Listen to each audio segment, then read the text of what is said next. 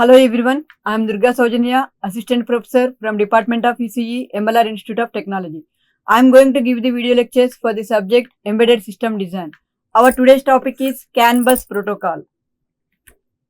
So this comes under Unit 5. So in the overview of today's session, first we are going to discuss about the summary of previous session. In the previous session, we have discussed about I2C bus.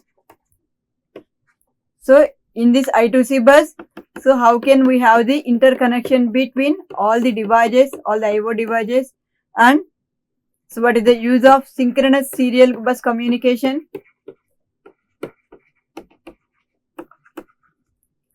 and so what is the architecture or structure of I2C bus,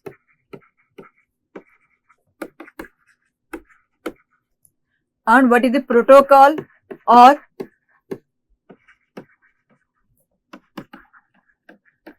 data transfer format, data format of I2C bus, and what are the disadvantages of this I2C bus. So now in this session we are going to discuss about another bus which is CAN protocol or CAN controller bus. So in this CAN bus, so what is the CAN controller? So what is the protocol used for transferring the data using the CAN bus and data transfer format. So while going to the today's session, the first one is CAN bus protocol. So this CAN bus line is usually used for interconnecting all the IO devices from a CAN controller between the line and host at the one node. So here this CAN controller can be used for interconnecting all the devices. Here in between two IO devices, so we are having one CAN controller. Here this CAN bus is used for node to node communication only. It provides node to node communication. Here, as we have already discussed in the previous session, that is I2C bus. So I2C bus will provide the communication in the way of master slave model. So that means there should be only one master and number of slaves.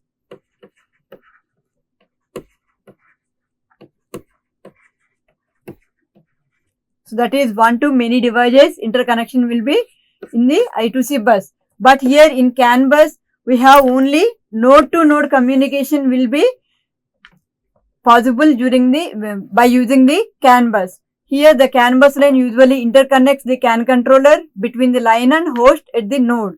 So this CAN protocol for input and output between physical and data link layers at the host node. Here we have called that as host node and the master node. So here target node. So here the CAN protocol for input and output between physical and data link layers at the host node. So this CAN protocol mostly used in data link layer and physical layer of OSA model.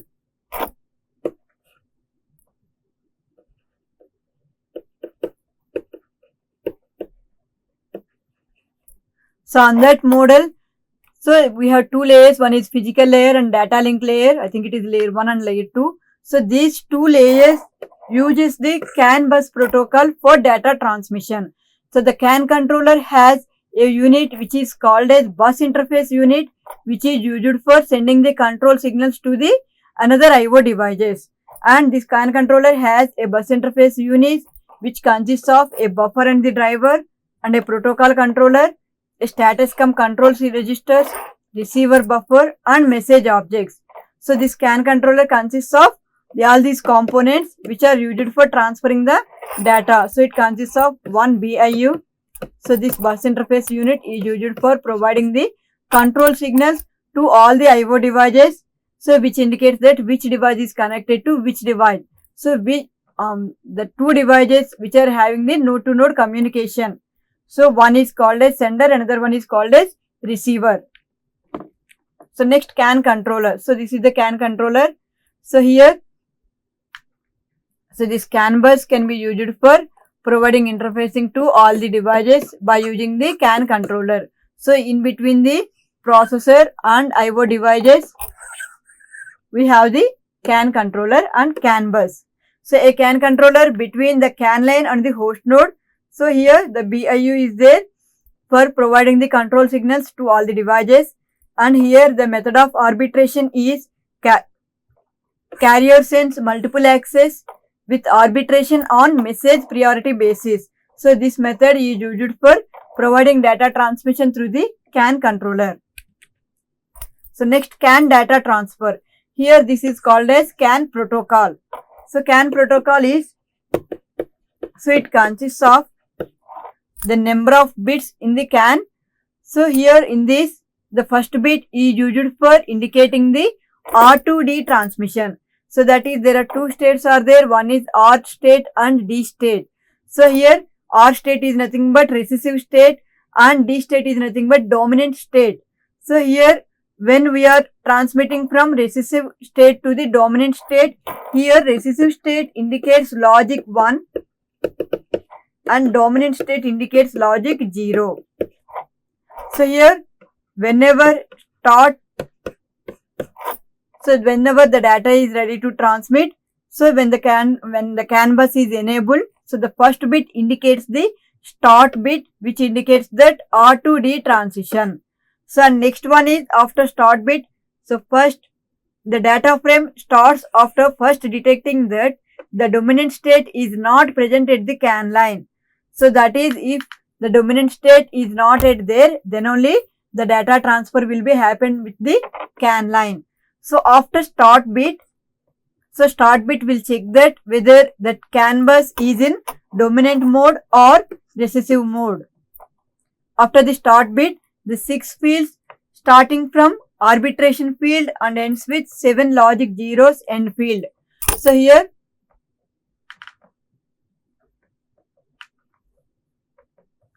so next one is 6 fields arbitration field. So here is this is the 12-bit arbitration field and this is the 6-bit control field. So 12-bit arbitration field is nothing but, so 11 bits are used for identifier and the 1 bit is used for indicating the return bit. So that is acknowledgement bit.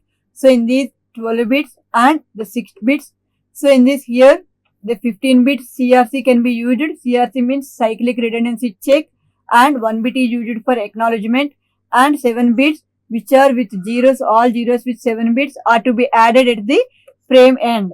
So in this, and the next one is 3-bit minimum inter-frame gap between next start bit occurs.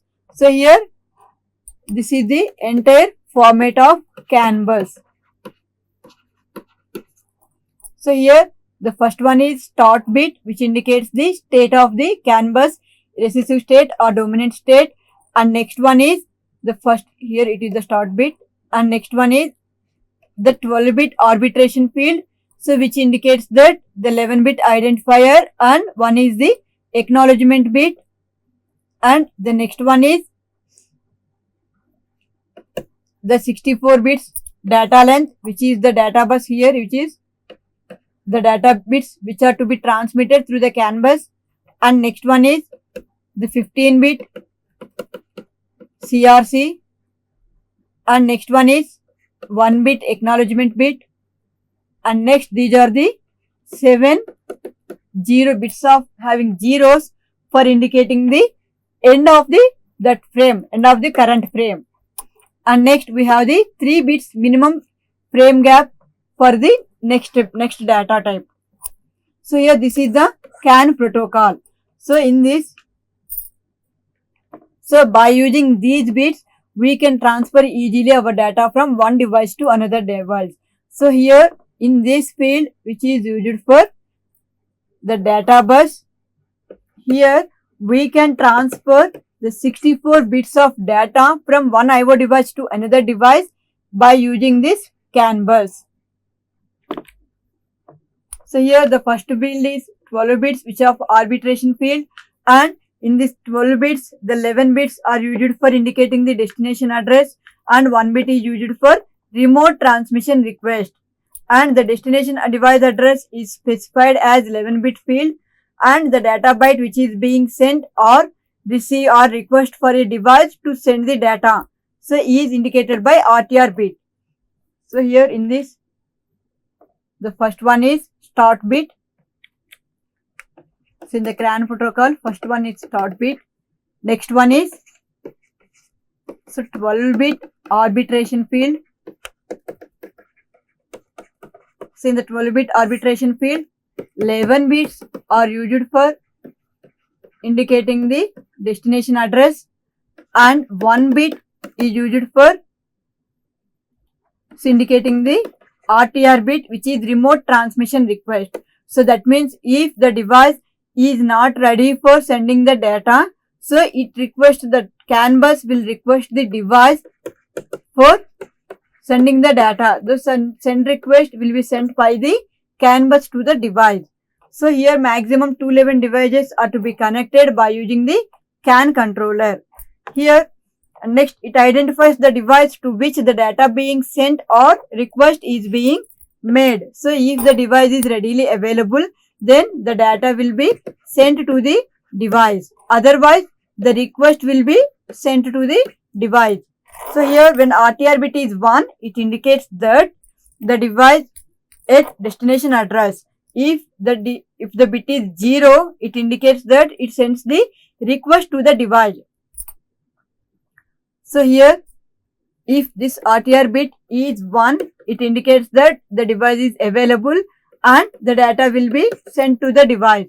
So if RTR bit is 0, it indicates that the device is not readily available, so it will send the request to the device. And next second field is having 6 bits, which is known as the second bit is always 1 and the first bit is the identifier's extension. So the first bit is used for indicating the IO device identifier and the second bit is always 1. The last 4 bits are used for specifying the data length. So the data length is nothing but either it is this 8-bit data or 16-bit data or 32-bit data or 64-bit data. So the data length will be indicated by the last 4 bits of second field. And the third field is having 0 to 64 bits, which are used as the data length. So here this 0 to 64 bits are used for indicating the data length of the transmitted data. So which is the data transmitted through that bus. So the length of the data. And the fourth bit indicates the 16 bits which are used for cyclic redundancy check. So that means whether we are transmitting the correct data and whether it is received in the receiver correctly or not. So we need to provide error control check which is called as cyclic redundancy check. So that check will be used for detecting any errors in the data during transmission. So next fifth bit is used for acknowledgement slot. Acknowledgement slot is nothing but if it is 1, it indicates that the receiver sends back 0. So if it receives, it detects any error in the reception. So if the data is received by receiver correctly, then it sends 1, and if there is any error is there, so then it will send the 0. So the acknowledgement bit is used for indicating the error is received in the receiver or not. So if the data is received correctly, the acknowledgement bit will be 1. If the data is not correctly received and error will be there, the 0 will be received by the acknowledgement bit. Sender, after sensing 0 in the acknowledgement slot, generally retransmits the data frame. So if 0 is received by the acknowledgement bit, it indicates that some error will be there in the data. Therefore, it indicates the sender to retransmit the data. So if the acknowledgement bit received is 0, so then the sender retransmit the data. So then the second bit, acknowledgement delimiter bit. So it signals the end of the acknowledgement field. So whenever it receives data correctly, then it indicates the end of the acknowledgement. So the sixth field is 7 bits. So which is the end of the frame. Here in the CAN bus protocol, we need to include 7 zeros at the end of the frame. So therefore, the sixth field, which is indicated by 7 bits with zeros, it indicates that is the end of the frame. So this is about the CAN-bus. So in this session, we have discussed the summary of previous session, that is about the I2C bus, and in this session, we have discussed what is meant by CAN-bus, what is the purpose of CAN-bus, here the CAN controller. So what are the elements to be presented in the CAN controller, and what is the CAN-bus protocol, what is the data transfer format of CAN-bus. So that means what are different fields available in the protocol. So how can those fields are to be used at the sender and the receiver. So this is about the CAN-bus protocol. Thank you.